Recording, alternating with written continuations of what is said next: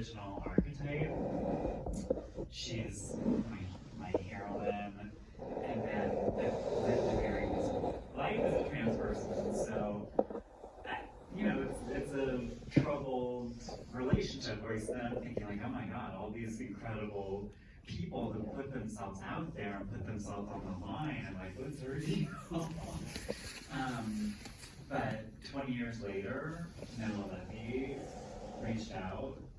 We have a mutual friend, or few mutual friends, and he was like, what do you think about directing a documentary about Amanda? It was an awesome journey because and I was actually talking to Zachary's friend the other night.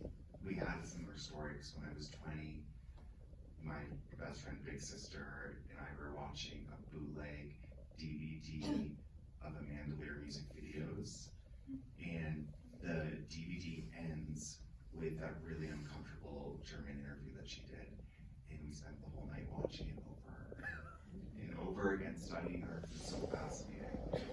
And then, he was just like, I want to find a way to meet her. And when my producing partner and I found her contact info, we just spent like a year talking on the phone. And this little train to Zachary, and it's like really fascinating story.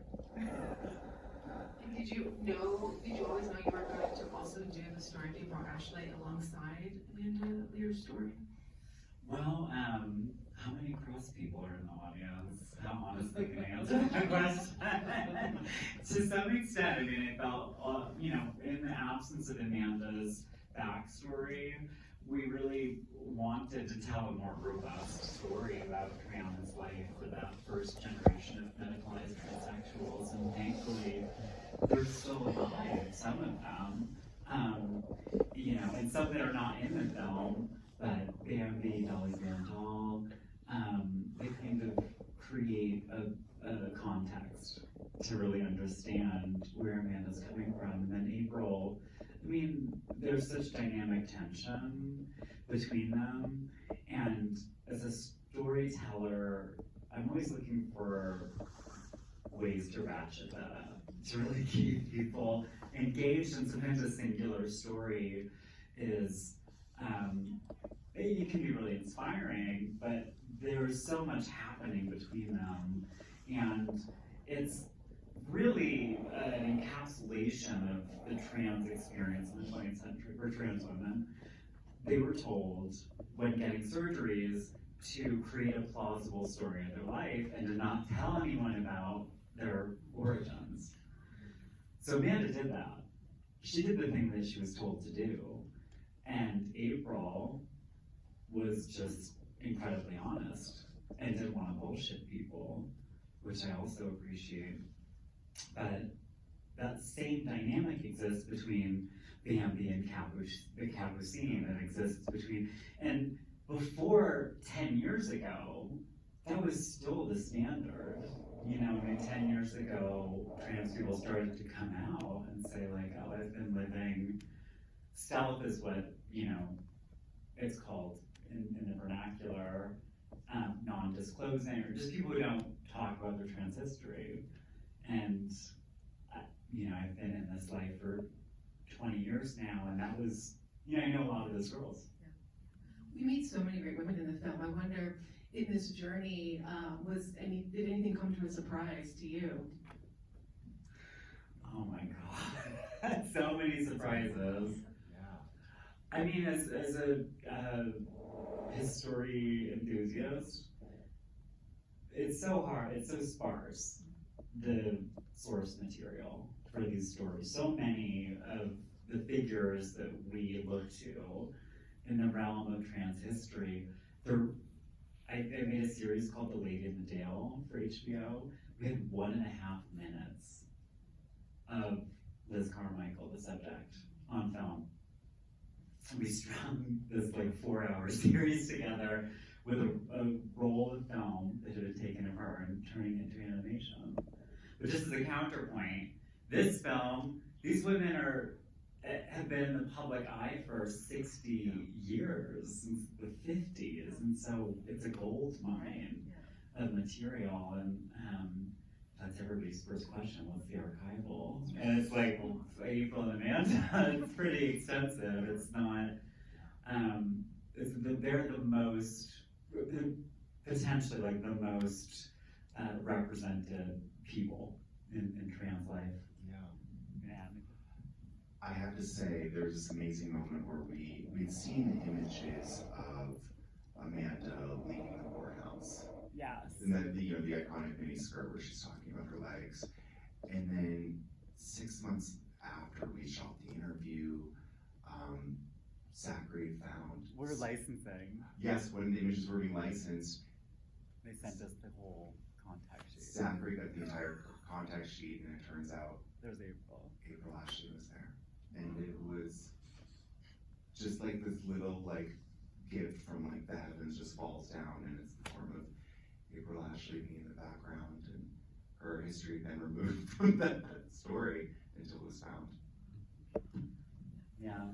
I do want to open it up to the audience for questions, and just so you know, I have to repeat your questions so the other theater can hear, so if you could just keep them kind of There's concise. another theater. Yeah. Andrew on, I loved your film, The Wedding Banquet. I was at the premiere. Yeah, congrats to you too. I was so taken over with your characters and your work.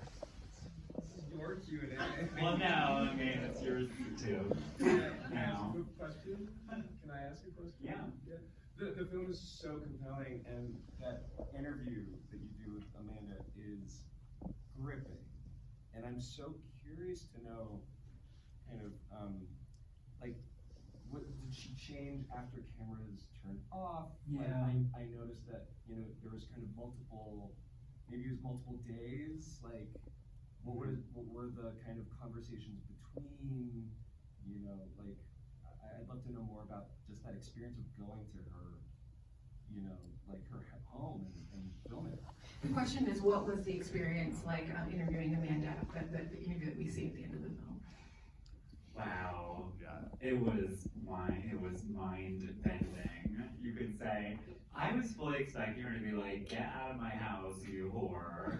How dare you insult me like this? And we just had no idea what to expect. It was my first time meeting her. So she met us at the train station.